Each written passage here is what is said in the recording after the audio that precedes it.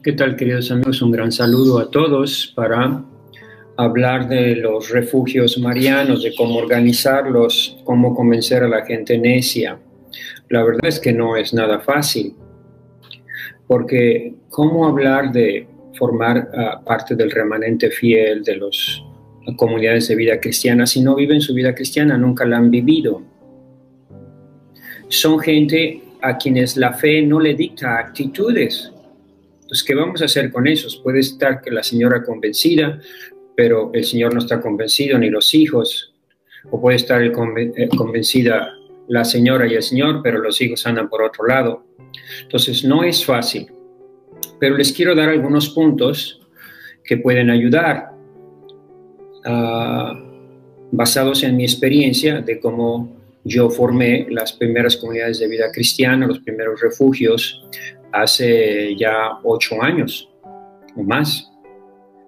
Y lo primero que necesita la gente es conocer su fe. Los formé, los reuní, los convocamos nosotros antes de formar esa comunidad, que no soy yo el director, que no soy yo el que la formé, sino ya estaba formada desde antes, porque trabajaba en Los Ángeles, California, y formábamos una comunidad de más de 3,000 personas, con 300 personas que nos reuníamos casi todas las semanas a rezar, a meditar en la palabra de Dios, a invocar al Espíritu Santo, a hacer obras de caridad. Entonces ya estaba, era una comunidad muy bien formada antes de movernos a un pequeño pueblito en Nuevo México y formar una comunidad. Entonces ya éramos una comunidad desde antes. ¿Qué formación les daba? Yo les voy a dar algunos puntos que pueden ser útiles. Primero que nada, un conocimiento de nuestra fe católica básica. Creemos que vendrá a juzgar a los vivos y a los muertos y su reino no tendrá fin, es parte de nuestro credo. Creemos que Cristo va a venir a reinar, que es Rey de cielos, ya reina en el cielo, pero va a reinar en la tierra, que vienen cosas hermosas. Creemos en el triunfo de María, en el triunfo del corazón inmaculado de María. Entonces, todas esas, y creemos en la divina misericordia, todas esas cosas tienen que tener un conocimiento por lo menos básico, mínimo de su fe, porque estas decisiones se toman en fe. Entonces, ¿cómo van a tomar decisiones de fe gente que no tiene fe, que nunca la ha practicado? Y además, gente que está idiotizada, porque recuerden que estamos en la 3ª generación de las pantallas. Primero se la pasaban viendo televisión, después en el iPad y finalmente en el celular, y donde las imágenes están constantemente cambiando y el cerebro se les está aflojando, ya no agarra ideas, y la gente simplemente ante las cosas reacciona, cree cuando muestra enojo, ira, coraje, enfado, molestia, cree que está pensando, pero no estás pensando, estás reaccionando. Porque así te formaste durante 30, 40, 50 años. Entonces la gente no piensa, es decir, no profundiza en las ideas. Por eso es muy importante volver a las cosas básicas de la fe. Yo les pongo un ejemplo de lo que a mí me ayudó. A mí me ayudó mucho Juan Pablo II. Yo me formé, por así decir, bajo el magisterio de Juan Pablo II y del cardenal Ratzinger. Yo era legionario de Cristo, a nosotros nos enseñan a amar al Papa, a seguir al Papa, y yo me formé en las enseñanzas, en la catequesis constante, leía todos los catequesis del Papa, leía todos los documentos del Papa y ahí me formé. Y hay 3 cosas, o algunas cosas importantes en el Papa Juan Pablo II. Primero, su lema, totus tuus. El Papa Juan Pablo II es el Papa de Fátima. A nosotros en la Legión nos dan una formación teológica muy buena, nos forman en las mejores universidades, pero después no tenemos ninguna formación sobre devociones, apariciones, no somos de esos. Nosotros nuestra enseñanza está basada en el Evangelio, en la tradición, en Cristo y nada más. Pero eso no quita que tú te vayas formando poco a poco. Entonces, al hacernos nosotros, al seguir al Santo Padre, nos dimos primero cuenta que era un papa, el papa del totus tuus ego sum, es decir, un papa que promovía la devoción de Luis María Griñón de Montfort, de la consagración a la Santísima Virgen María. Por aquí tengo el libro, lo puedo tener allá atrás. Entonces, es un libro que hay que leer. Entonces yo empecé a leer la consagración de Montfort, la importancia de cómo María en los últimos tiempos viene a convocar el remanente fiel. Entonces empecé a entender lo que es el remanente fiel y después cotejar con las Sagradas Escrituras. Gracias al Papa Juan Pablo II, que promovía mucho la consagración, era un papa consagrado, sacerdote consagrado, obispo consagrado, y después fue papa consagrado, y puso como lema su totus tuus ego sum, que es la frase, la última frase de la consagración, según Luis María Griñón de Montfort. Entonces yo hice mi consagración personal, es algo personal, no es algo en masa, en bola, a la Santísima Virgen, y entonces la Virgen María viene en nuestra ayuda y el Espíritu Santo viene en nuestra ayuda para entender estos últimos tiempos, porque ya lo estamos viendo a una luz sobrenatural. Si tú lo ves a la luz natural, pues no ves nada, que no está pasando nada. Llega una plaga, se va la plaga, viene el coronavirus, se va el coronavirus, viene la vacuna, y aquí no pasa nada, porque no estás viendo lo que sucede a la luz sobrenatural, a la luz de la fe, a la luz del Evangelio. Cuando tú empiezas a leer eso, a la luz del Evangelio, a la luz del Apocalipsis, a la luz de las profecías, entonces vas entendiendo mejor. Pero eso es una ayuda que te da la Santísima Virgen y el Espíritu Santo después de haber hecho tu consagración. Entonces, la primera cosa que el Papa Juan Pablo II nos enseñó es su devoción a la Santísima Virgen María. Recuerden que el Papa Juan Pablo II propiamente se convirtió de ser un cardenal ahí, un papa encerrado en su jaula de oro, porque los papas no viajaban, en un papa misionero, en un papa evangelizador que evangelizó a todas partes, y esa conversión, él mismo la dijo, fue a los pies de la Virgen de Guadalupe. Entonces, eso me llevó también a meditar más y reflexionar más en la importancia de México y de la Virgen de Guadalupe en el triunfo del corazón inmaculado de María. Entonces, primero Fátima, leer. Entonces, ¿qué hay que hacer? Ustedes con sus hijos, con su marido, con todos se reúnen y empiezan a leer el capítulo 3 de el Tratado de la Verdadera Devoción de Luis María Griñón de Montfort, sobre lo que dice ese capítulo, donde habla cómo la Virgen va a convocar a los apóstoles de los últimos tiempos, no a los que huyen, no a los que se esconden, sino a los apóstoles. Dinamismo, entrega, proselitismo, trabajo, lucha contra la bestia, contra el demonio, contra Satanás. Entonces la Virgen María viene con misericordia, poder y gracia a convocar a los apóstoles de los últimos tiempos a su remanente fiel. Entonces eso es esencial para entender por qué es importante formar estas comunidades marianas, carismáticas, eucarísticas, y por qué es necesario salirnos de las grandes ciudades y formar pequeñas comunidades de vida cristiana, refugios marianos, núcleos de vida cristiana, donde se reúnen familias de familias. Entonces ya se van reuniendo a estudiar, y lo primero que tienen que estudiar, leer, es Luis María Griñón de Montfort, hacer su consagración de los 33 días y empezar a rezar el rosario. Y después las cosas empiezan a suceder naturalmente, es decir, la misma Virgen y el Espíritu Santo te empiezan a iluminar y entender, a profundizar más en las Sagradas Escrituras, en la tradición, en las profecías, y empiezas a entender todo eso. Entonces, eso es fundamental. Yo no acepto a nadie en ninguna de mis comunidades si no ha hecho su consagración de 33 días a la Virgen María. Esa consagración se hace meditando en los mensajes de la Santísima Virgen María. Ustedes ven cómo el Papa Juan Pablo II también empezó a visitar todos los santuarios, comenzando por Guadalupe, ¿sí? Después visitó Fátima. Después tenemos que recordar por qué Fátima es tan importante. Después de Luis María Griñón de Montfort nos vamos a Fátima. El Papa era un gran devoto de la Virgen de Fátima y hizo lo que ningún Papa anterior a él quiso hacer: la consagración del mundo al corazón inmaculado de María. No digo de Rusia porque realmente no la hizo, no la quiso hacer. que por qué el ecumenismo, que por qué íbamos a ofender a los ortodoxos, que ya estaban muy... Siempre es el mismo problema, no hay que ofender a los protestantes, no hay que ofender a los ortodoxos, no hay que ofender a los judíos, no hay que ofender a los musulmanes.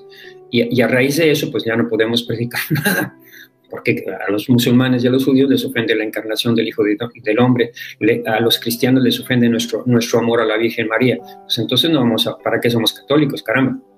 Entonces, pero bueno, el hecho es que el Papa Juan Pablo II consagró a los países del este a la Virgen María. Y esto es muy importante porque esto es histórico. Todos saben, todos los que nacieron un poquito antes de los 70 saben lo que ha sucedido. Que la Virgen María se aparece en Fátima, estamos hablando ya no de Montfort, estamos hablando de Fátima, se aparece en Fátima en 1917 y hace varias profecías. La primera profecía es: la Primera Guerra Mundial se va a acabar, pero esto es culpa de sus pecados. Son ustedes los que han desatado la Primera Guerra Mundial. Se va a acabar, pero si no se convierten va a venir otra guerra peor. Y efectivamente así sucedió, o sea, ya no podemos dudar, a pesar de que hubo un milagro, el milagro del sol que empezó a girar, y sin embargo en la iglesia no se creía en Fátima. Más aún, durante el concilio se dijo que había que borrar Fátima y Lourdes y todas las apariciones marianas, porque las apariciones marianas todas decían que venía crisis sobre la iglesia, y el concilio y los papas y los cardenales estaban diciendo que lo que venía es una primavera. Entonces la Virgen estaba diciendo en las apariciones marianas lo contrario de lo que algunos, a una corriente muy fuerte dentro de la iglesia después del concilio, decía que iba a venir la nueva primavera para la iglesia, mientras que la Virgen decía que iban a venir desastres, que iba a estar cardenales contra cardenales, obispos contra obispos, que venía una gran crisis sobre la fe, sobre la iglesia, que nos teníamos que convertir, que nos teníamos que arrepentir, que se iban a infiltrar las ideas Rusia, del comunismo, del ateísmo, se iban a infiltrar dentro de la iglesia si no hacíamos la consagración de Rusia al corazón inmaculado de María. Si no nos consagrábamos todos y si no promovíamos la devoción a la Santísima Virgen, porque la única que nos puede defender de Satanás, del demonio, la única que tiene poder para aplastarle la cabeza no es el Papa, no son los obispos, ellos no se los dio Dios a ellos. Les dará otros poderes de enseñarnos, de instruirnos en la fe, pero el poder de aplastar la cabeza a Satanás se lo dio a la mujer y tenemos que respetar. Entonces, si la mujer nos pide, recuerden aquí que la Virgen nunca da órdenes al Papa, no da órdenes a los obispos. Ella pide, solicita, como una mujer incluso que se somete a la iglesia, pero aclarando a la iglesia que el poder para aplastarle la cabeza lo tengo yo. Y si tú no haces lo que yo te pido, pues entonces vas a tener que sufrir las consecuencias. Entonces, a esta luz, después de vimos cómo se fueron cumpliendo cada una de las profecías de Fátima, la gente seguía sin creer. A pesar del milagro del sol, en la iglesia se seguía sin creer. El pueblo sí creía.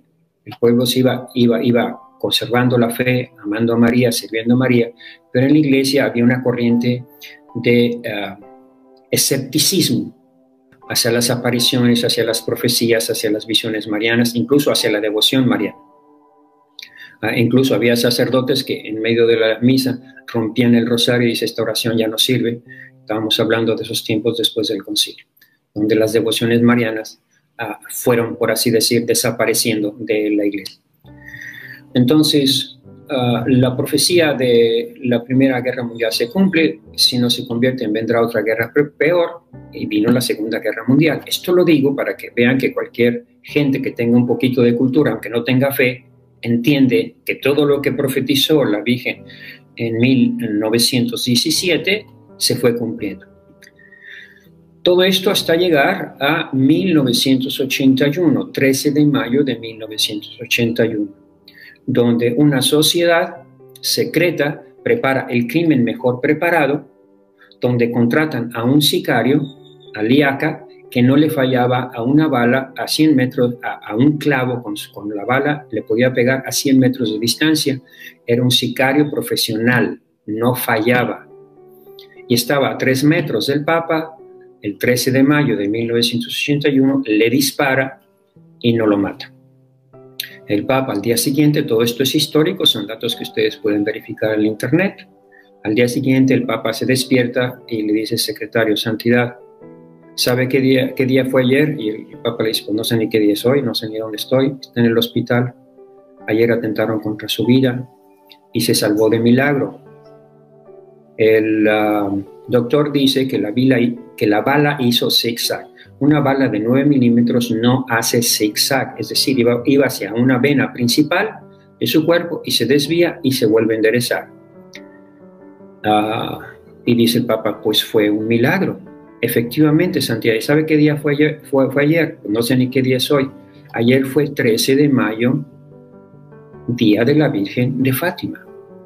Entonces, cuando el Papa pide que tráiganme el secreto de Fátima y lo lee, que no lo había leído ni le interesaba porque no les interesó ni le interesó a Juan 23, el tercer secreto, que ya se podía abrir en eso, ni le interesó a Pablo VI, que no creía en esas cosas. Juan Pablo I no tuvo oportunidad y Juan Pablo II andaba con otras cosas, paseando por todas partes y no tenía tiempo para andar leyendo secretos de 3 niños ignorantes allá en Fátima.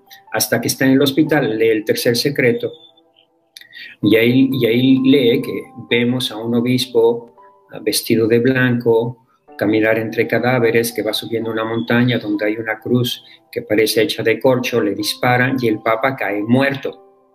El obispo de blanco cae muerto. Entonces el Papa se da cuenta de que él debería de haber muerto. Era increíble que hubiera sobrevivido. Y entonces se da cuenta que es un milagro y lo dice al día siguiente por radio: perdono al hermano que me ha golpeado, una mano disparó la bala y otra la desvió. Entonces es el Papa que se siente, dice, cuando a una persona religiosa le sucede eso, que estás a punto de morir y no te mueres, quiere decir que Dios tiene algún plan para ti, algún proyecto. Entonces el Papa se da cuenta que tiene un proyecto. Al año siguiente va a Fátima y hace la consagración y después la vuelve a hacer en 1984, 87, 88, que es año santo mariano. En 1989 cae el muro de Berlín, pero el Papa no consagra a Rusia por las razones que ya les dije, sino consagra a los países del este. Pero bueno, cae el muro de Berlín y el Papa se lo atribuye precisamente a la Santísima Virgen María. Después, en el año 2000, vuelve a hacer la consagración, hay la reunión de todos los obispos, y cuando están, porque no había cumplido con todos los requisitos, y la vuelve a hacer en el año 2000, la consagración a la Virgen María. De nuevo, no vuelve a mencionar Rusia, y Rusia no se convierte, seguimos con los mismos problemas, pero ciertamente la Virgen conoce las limitaciones que tiene el Papa, porque está presionado por fuera, y por lo menos concede un tiempo de paz a la Iglesia durante todo el tiempo el pontificado del Papa Juan Pablo II. Entonces, Fátima es importante. La otra cosa, Fátima, Montfort, la otra cosa que hay que leer es el diario de Sor Faustina. De nuevo, yo soy legionario de Cristo, a nosotros ni nos piden, ni nos invitan, ni nos dicen leer profecías. Mejor concéntrate en el Evangelio, concéntrate en la Biblia. El problema es que no hacemos ni lo uno de lo otro muchas veces. Pero si uno empieza a leer las Sagradas Escrituras, como digo, y le reza al Espíritu Santo, empieza a entender, las Escrituras te empiezan a golpear. Y si las lees a la luz de lo que dice Sor Faustina, de lo que dice Fátima, vas empezando a entender en qué situación estamos y cómo estamos llegando ya a los últimos tiempos, que vuelvo a repetir, últimos tiempos no significa saber el día ni la hora del juicio final o de la venida de Cristo, no significa eso. Últimos tiempos significa tiempos en que te tienes que definir. O eres cristiano o no eres cristiano, o con Cristo o contra Cristo. Lo acaba de decir nuestro Señor en el Evangelio de ayer, que no está conmigo, está contra mí. Entonces hay que tomar decisiones, ¿sí? O estás con la bestia, ¿sí? O estás con la mujer, o estás con el dragón, o estás con la mujer vestida de sol, o estás en la luz o estás en las tinieblas. El problema es que hay una corriente dentro de la iglesia en que hay lugares intermedios, hay sombras y tú puedes estar en medio y no te pasa nada. No, no es así. La Virgen María, nuestro Señor, pide que te definas. Le pide a tu marido, le pide, ¿quieres estar con Satanás? Pues vete con Satanás. ¿Quieres estar con la Virgen? Pues demuestra que estás con la Virgen. Entonces se escoge, no hay muchos caminos, no hay un camino intermedio. O eres trigo o eres cizaña, no hay más. Y cuando venga la separación, si eres cizaña, ya sabes las consecuencias de lo que te va a suceder. Cuando te mueras, aunque no pase nada, aunque no te mueras del coronavirus ni te mueras de ninguna cosa y dures 150 años, a la hora de la muerte o eres trigo o eres cizaña y tienes que sufrir las consecuencias de tus propias decisiones. Entonces, leer después de eso, dijimos que en la misma devoción al Santo Padre nos llevaba, me obligaba a leer un poco más de Sor Faustina, a leer el diario de Sor Faustina, a leer el diario, a leer a Montfort. Todo eso me iba ayudando, nos iba ayudando a toda la comunidad que yo tenía en Los Ángeles, que les digo, eran muchísimas personas. Mi comunidad se formaba por más de 300 que nos reuníamos todas las semanas, todos los meses, a rezar, a invocar al Espíritu Santo, a la misa, a hacer adoración, y muchos apostolados y muchas cosas. Entonces empecé a leer Sor Faustina después del año 2000, ya tarde, pero empecé a leer Sor Faustina porque en el año 2000 el Papa beatificó a Sor Faustina. En el año 2000 publicó El Tercer Secreto, y en el año 2000 se publicó la Dominus Jesu. ¿Qué dice la Dominus Jesu? Que Jesús es el Señor, que Él fundó una sola iglesia, y que esa iglesia es la iglesia de Cristo, y que Cristo es nuestro único Salvador, y que no hay ningún mediador entre Dios y los hombres más que Cristo. Imagínense una cosa fundamental, tan fundamental como es las enseñanzas. Lean, está en el internet, todo está, no estoy inventando nada, lean. Solo la gente necia, imbécil, que no quiere estudiar, ni quiere formarse, ni se interesó en las enseñanzas de Juan Pablo II, por eso están confundidos. Porque si hubieran asimilado la doctrina, las enseñanzas de Juan Pablo II y del Papa Benedicto XVI, ahorita no habría ninguna confesión.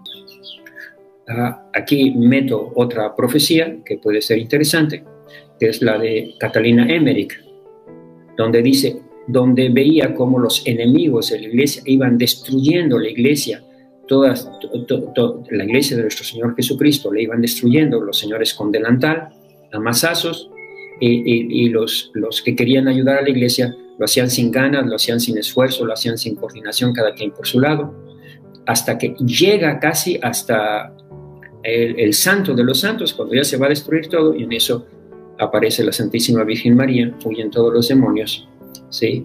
Y la iglesia sale renovada después de un gran año santo,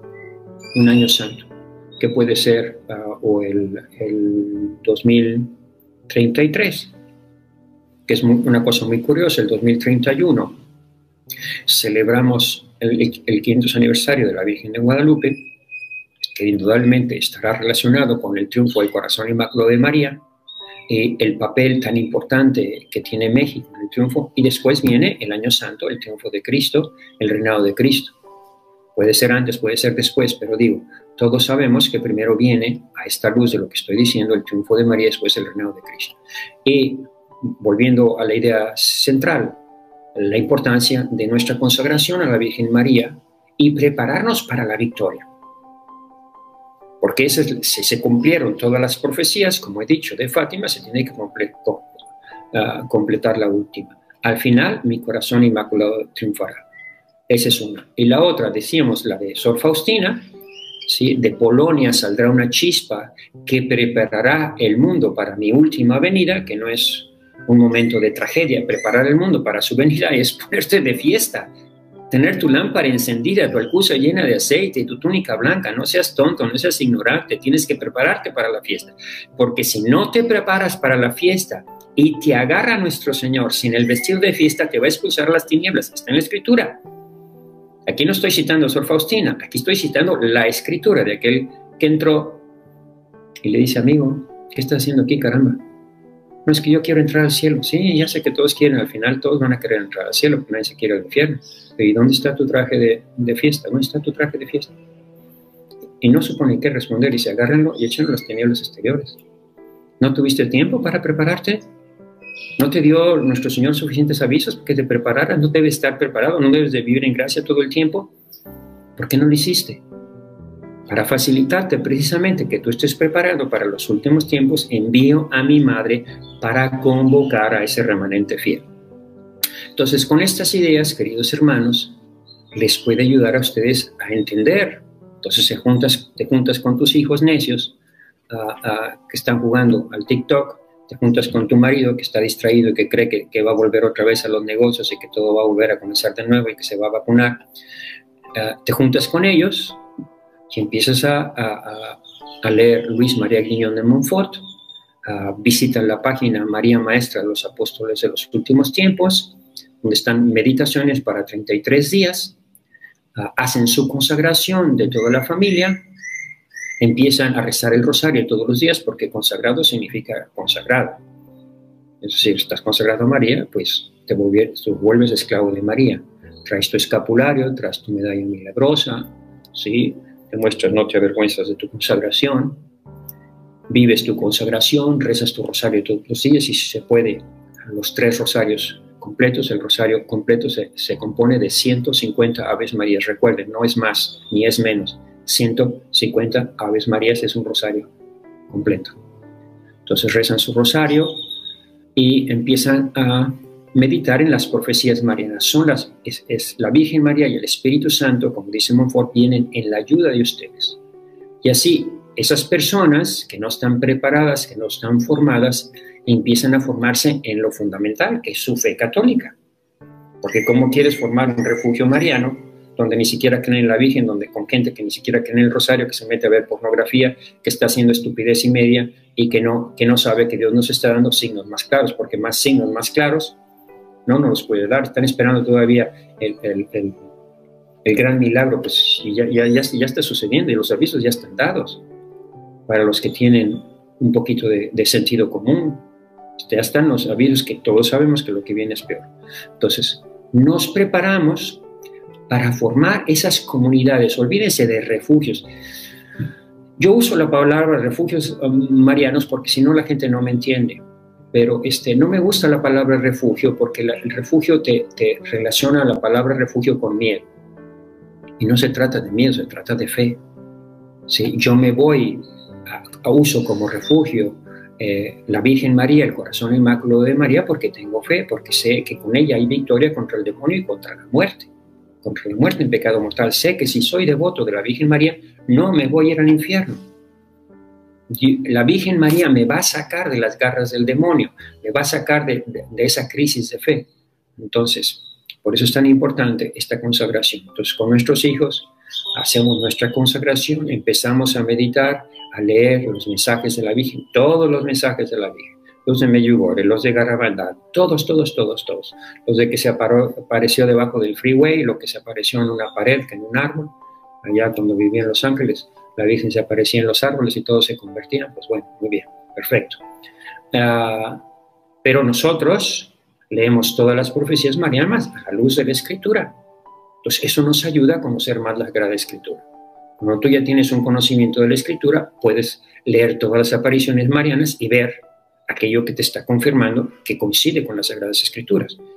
Porque hasta ahorita nuestra fe no está basada en visiones ni apariciones, está basada en Escritura, tradición y magisterio. Y eso vale para el Papa, para los obispos, para los cardenales. Escritura, tradición y magisterio siguen siendo las columnas para todos.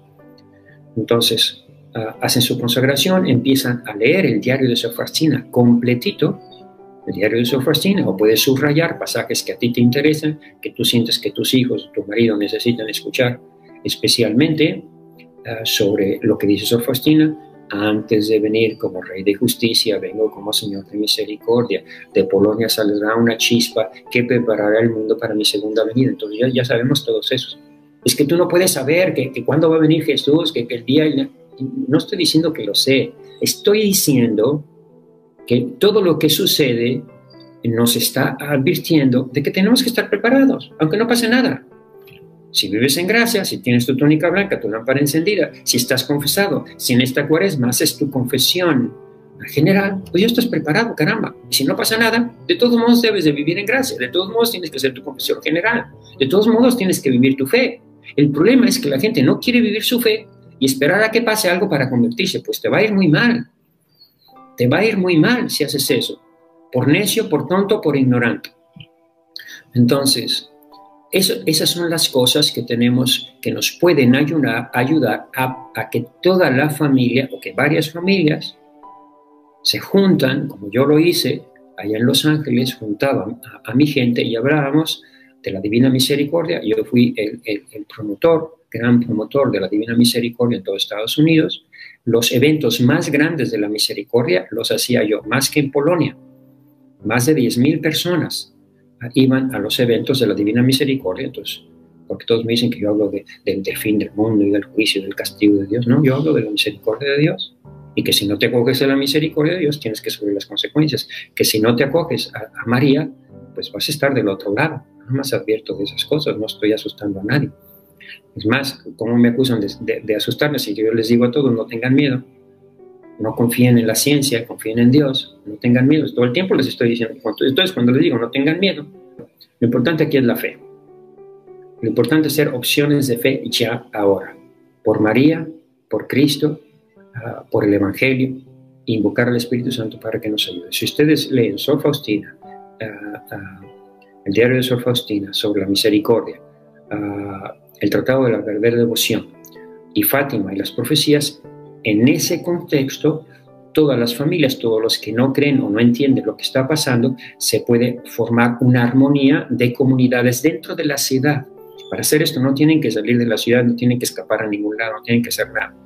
Pero eso les va a ayudar la importancia y la necesidad de formar comunidades alternativas de vida cristiana. Así las llamaba el Papa Benedicto, la opción benedictina. Es una opción, no es una obligación. El que no quiera, que se quede en la ciudad y que se atenga a las consecuencias.